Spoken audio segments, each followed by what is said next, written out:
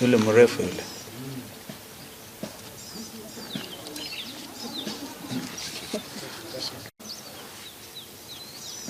Okay, give us a signal, mrefu. Okay. This is a press statement by Azimio la Umoja One Kenya Coalition Party, May the 7th. Is that accurate? Or is it 8th? 8th. I think it's 8th. So correct, the 8th, 2024 Nairobi. We are dealing with the issues of the raging floods, the doctor strike, General Gola's tragic death, and fake fertilizer scam, which is ongoing, and basically summarizing this as KK is a disastrous regime. We have apologies from our sister mother Karua. She's having meetings, which is part of this presser.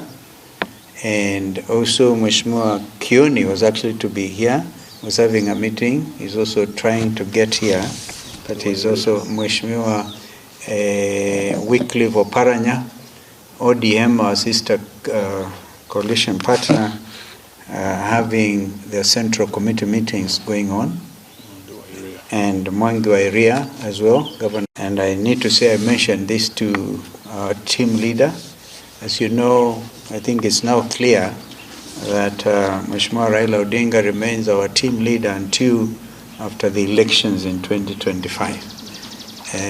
This should put to rest then some of the concerns expressed countrywide about his recent tour of Mukuru with us in Azimio, and the remarks that are made, which are in line with the proper running of opposition politics.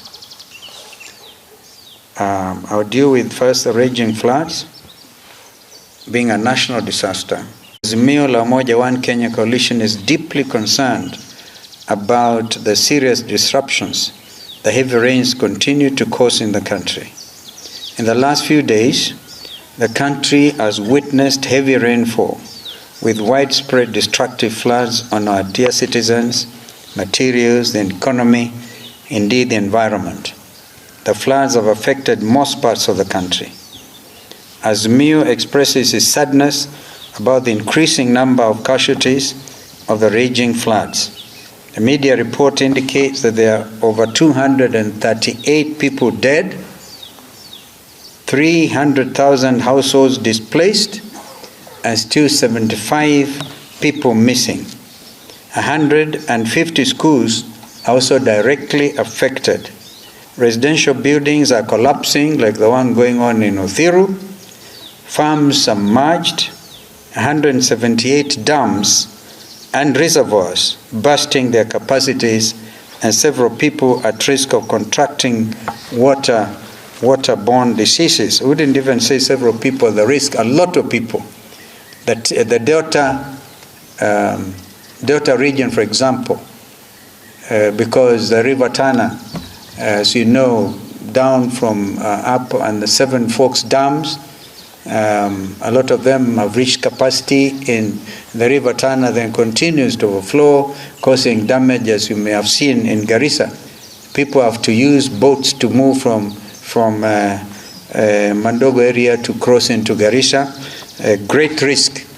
And we haven't even seen this regime trying to do anything there to alleviate the situation. The situation becomes more difficult even downstream as the river races towards the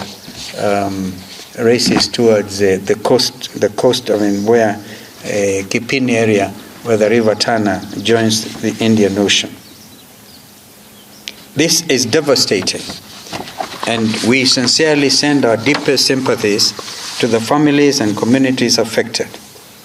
As a coalition, we continue to mobilize resources to help in the mitigation of some of the adverse effects on livelihoods. On Thursday and Friday last week, we visited Mumbuni Primary School in Machakos County and Kwaruben Secondary School in Nairobi, where we donated essential items to more than 2,000 affected households. we ask the public to join us as we help our fellow Kenyans. We also take this opportunity today to commend the Red Cross, who have, from the onset of the raging floods, helped to save countless lives. We have watched them use all means available, including boats, choppers, and other equipment to rescue stranded Kenyans in all parts of the country. Without their effort, this would have been an even worse disaster. It is not lost to us that today, May the 8th, is World Red Cross and Red Crescent Day. We celebrate you. Kenyans can recall that last year, the Kenya Meteorological Director, Mr. Gikungu, issued an early warning about the expected heavy rains that could lead to catastrophic flooding in the country. This was a scientific and expert opinion confirming the impending El Nino rains. Unfortunately, his advice was immediately disregarded by the Kenya Kwanza regime, and Mr. Gikungu was made to apologize, actually publicly, in a press conference in the presence of the Deputy President for allegedly miscommunicating and contradicting the President. It is now turning out that it is President Ruto and his regime that misled the country with regard to El Nino. He has recently admitted that the meteorological reports paint a dire picture, quote unquote. This is coming too late in the day from a regime that is in itself a disaster. While it is a constitutional obligation of the national government to address disaster management under the fourth schedule of the Constitution of Kenya 2010, we note the Kenya Kwanza regime has failed to adequately respond to the devastating floods. This is a sign of an incompetent government with no regard for its citizens. With all the widespread disruptions witnessed, the Kenya Kwanza regime is reluctant to declare the floods a national disaster so that it can get the adequate response needed. We are aware that such a declaration will automatically call for the expenditure from the country's contingency fund. Could it be that there is no money in the contingency fund? If no money, who has expended the money and on what? Kenyans want to know. We also note that President Ruto recently announced in Mathare that the households affected by the floods will each receive 10,000 shillings, with 1 billion already set aside. Again, this is a case of too little, too late. For the families who have lost everything, such allocations are too little to start afresh. We demand that the government increase the financial support to at least 100,000 shillings per family and immediately launch an emergency aid appeal for all the flood victims in Kenya. Red Cross projects that the flood situation could need at least 7 billion shillings. We demand that the government immediately deploys all the necessary responses for mitigating the impact of the flooding on affected communities, including the provision of assistance to the bereaved families and the internally displaced. We know that the regime is forcefully evicting people from the areas perceived to be flood-prone and riparian land. And such evacuations, whether mandatory or voluntary, must be done in a humane manner that respects human rights without causing further deaths. The reckless and reactionary strategy of the Kenya Kwanza regime has caused the death of a young boy by the name Ian Otieno. Ian was killed yesterday when the government bulldozers forcefully evicted those living in Mathare. Almost a day or so after President Ruto had been there and telling everybody that you will not be moved until at least some adequate alternative shelter has been found. On Saturday, 2 Kenyans also lost their lives in similar circumstances in Mukuru slums. These actions of a disastrous regime must stop.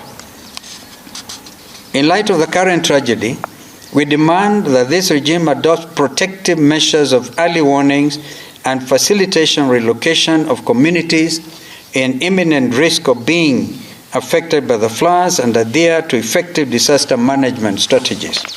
Azimio also insists that the Kenya Kwanza regime provides emergency relief services, including food, shelter, and medical care to meet the basic needs of all the displaced, evicted, and affected populations. B, deliver assistance in rebuilding homes and infrastructure destroyed by the floods with an emphasis on sustainable development and disaster-resilient construction. C, develop and strengthen infrastructure and systems that enhance the country's resilience to natural disasters and facilitate effective response mechanisms. And D, fast-track policies and legislative frameworks that focus on comprehensive disaster risk reduction and climate adaptation measures and ensure active community involvement in these processes.